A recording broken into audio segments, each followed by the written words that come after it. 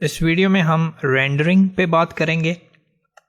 Rendering किसी भी 3D process का आखिरी मरहला या आखिरी स्टेप होता है जिसमें आपने जो भी काम किया अपने फाइल पे आप उसको एक तस्वीर या वीडियो की शक्ल में हकीकी दुनिया की तरह रेंडर आउट कर लेते हैं। तो आप ये देख रहे हैं कि ये मेरी फ़ाइल है, इसमें दो लाइट्स हैं, एक ऑब्जेक्ट है और एक प्लेन है जिसका मैंने रेंडर किया है। तो ये रियल वर्ल्ड या हकीकी दुनिया की तरह उसने मुझे एक तस्वीर बना के दे दी है जो मैं किसी के साथ भी शेयर कर सकता हूँ। तो इस वीडियो में हम रेंडरिंग से मुतालिक कुछ सेटिंग्स पे बात करेंगे। सबसे पहले मैं जिस चीज़ पे बात करना चाहूँगा वो है रेंडर इंजन। यहाँ आप रेंडर प्रॉपर्टीज़ में आप देख सकते हैं कि रेंडर इंजन, और मैंने साइकिल्स को सेलेक्ट किया हुआ है। दो मेन रेंडर इंजन जो कि ब्लेंडर में मौजूद हैं, एक है ईवी जो कि काफ़ी फास्ट है, लेकिन मैं किसी और वीडियो में इस पे बात करूँगा। मैं फ़िलहाल इसको साइकिल्स पे रखूँगा क्योंकि साइकिल्स एक पुराना और काफ़ी प्रोफेशनल रेंडर इंजन है। रेंडर इंजन सॉफ्टवेयर का वो हिस्सा होता है जो रोशनी के गुज़रना और रोशनी के जिस तरह गुज़रती है उसको कैलकुलेट करता है, और रोशनी कहाँ से बाउंस होती है, कहाँ से टकरा के वापस आती है, उस सारी कैलकुलेशन और हिसाब किताब करने के बाद आपको एक फ़ाइनल इमेज बना के देता है हमारी हकीकी दुनिया की तरह। उसके बाद सबसे इम्पोर्टेंट सेटिंग है डिवाइस। इसमें दो चीज़ें हैं, CPU मतलब आपका कंप्यूटर और GPU मतलब आपका ग्राफिक्स कार्ड। अब यहाँ पे आप सेलेक्ट कर सकते हैं कि आपका कंप्यूटर का मेन CPU है वो रेंडर करेगा या आपका ग्राफिक्स कार्ड। अगर आपके पास कोई पावरफुल ग्राफिक्स कार्ड है तो आप GPU सेलेक्ट कर सकते हैं। मैं फ़िलहाल इसको CPU पे ही रखूँगा। रेंडरिंग में जो सबसे इम्पॉर्टेंट सेटिंग है जो क्वालिटी को अफेक्ट करती है वो है सैम्पलिंग। और फॉर एग्ज़ाम्पल ये रेंडर के लिए है 128, और व्यू पोर्ट में अगर आपने यहाँ देखना हो रेंडर मोड में तो ये इसको 32 पे रखेगा। तो 128 जो है वो फाइनल रेंडर में होगी। ये नंबर जितना ऊपर होगा उतनी ज़्यादा अच्छी क्वालिटी आएगी रेंडर में, मगर कंप्यूटर उतना ही ज़्यादा लंबा टाइम लेगा उसको रेंडर करने में। अगर ये नंबर जो है कम होगा तो रेंडर जल्दी हो जाएगा, कंप्यूटर जल्दी रेंडर कर देगा, मगर उसकी क्वालिटी अच्छी नहीं होगी।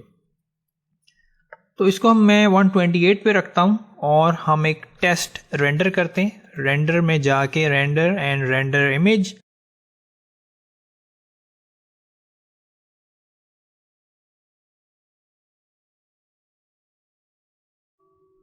तो यहाँ रेंडर विंडो से आपको थोड़ी बहुत इंफॉर्मेशन भी मिल सकती है, जैसा कि ये रेंडर हुआ है 1 मिनट और 16 सेकंड में। इसके अलावा अगर आप इस इमेज को सेव करना चाहते हैं तो इमेज और सेव एज या सेव में जाके आप इसको सेव भी कर सकते हैं। एक और इम्पॉर्टेंट चीज़ यहाँ पे यह है कि स्लॉट 1, 2, 3 यहाँ पे 8 प्लेसेस हैं, 8 जगह हैं या 8 स्लॉट हैं। तो आप 8 इमेजेस रेंडर की हुई एक साथ देख सकते हैं ताकि आप उनमें फ़र्क भी देख सकें। तो ये इमेज रेंडर हुई है स्लॉट 1 में और ये 128 पे हुई है जो कि एक अच्छी क्वालिटी है। अब हम एक लो क्वालिटी रेंडर करेंगे, मतलब मेरा मे बी 16 वैल्यू पे, उसको मैं स्लॉट 2 में रखूँगा। तो मैंने स्लॉट 2 सेलेक्ट किया और इसको मैंने मिनिमाइज़ कर दिया क्योंकि अब मैं दूसरी दफ़ा रेंडर करने लगा हूँ।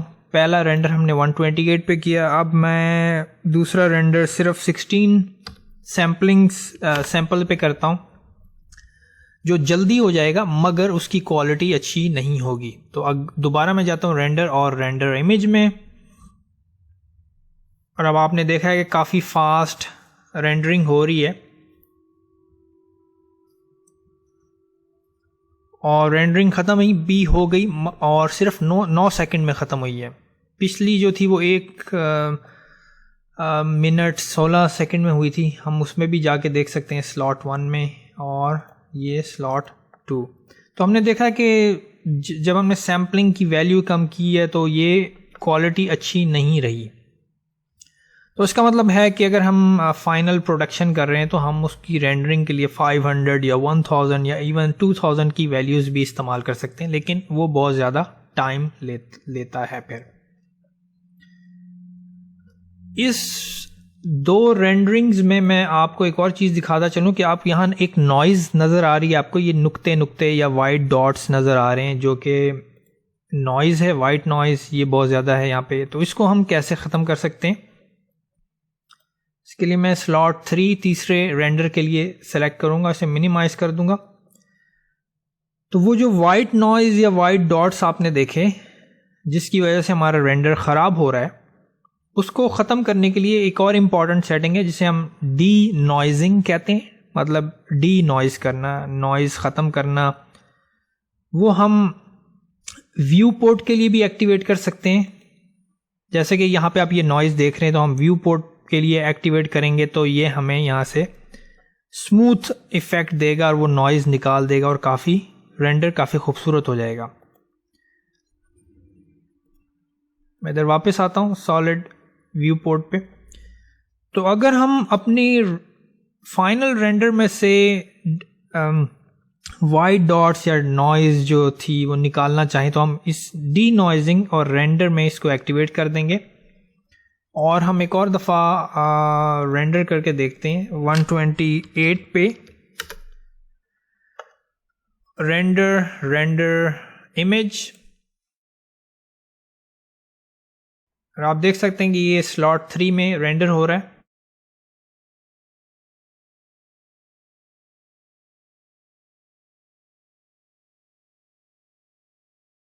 और आप देख सकते हैं कि यहाँ पे वो साथ के साथ जो नॉइज़ या वाइट डॉट्स हैं जो बुरे लग रहे हैं वो साथ के साथ क्लियर करता जा रहा है, उसको साफ करता जा रहा है।